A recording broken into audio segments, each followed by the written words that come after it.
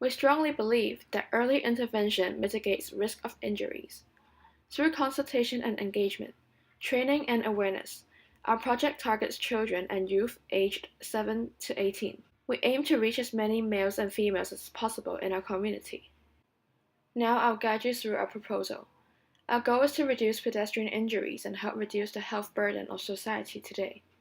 We cover the Greater Vancouver Area, from rural farmland to urban centers and all the communities in between. We'll work with a wide range of stakeholders and professionals. Now I'll guide you through our 8 objectives. First, we want to reduce pedestrian injury by 25%. Second, we want to ensure the safety of walk paths and intersections.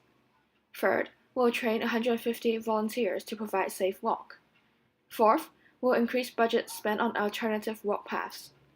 Fifth, we'll have a positive reward structure. Sixth, we'll reduce distracted driving. Seventh, we'll increase spending on walk and road safety. And last, we'll increase school crossing guards by 25%. How much will we spend on this? We'll spend under $100,000.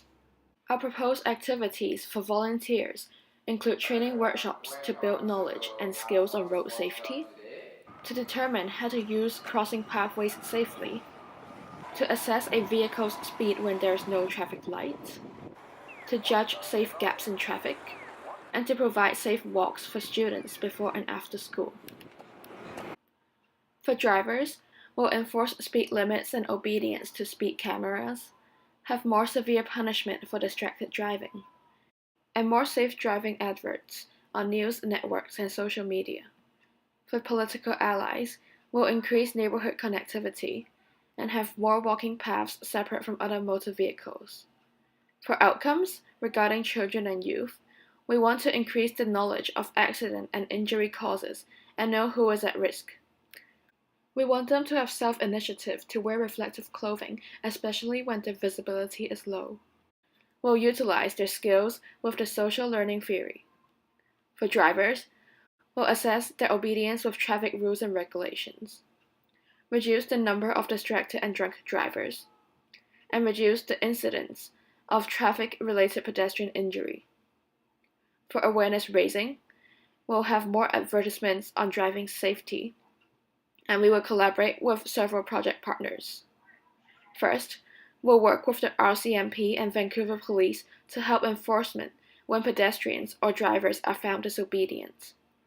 We'll work with MAD to advertise and raise awareness of walking safety.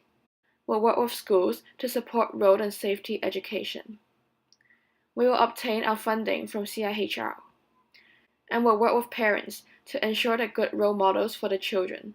In our first year, our process evaluation will ask whether we offered training and tally our number of volunteers available. We'll ensure that we have school crossing guards and check our advertising success. Then in the next 2 years, our output evaluation will compare statistics on changes in individuals' road crossing skills and behavior and on the number of pedestrian road injuries. We'll also tally to check individuals' compliance with wearing reflective gear.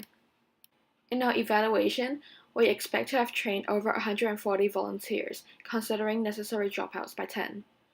We expect to have crossing guards outside schools for 3 months, have community engagement campaigns once every 2 months, to maintain our advertising fidelity, have reflective clothing compliance rate increased by 50%, have safe walking awareness above 70%, and have safe walking practices increased by 50%.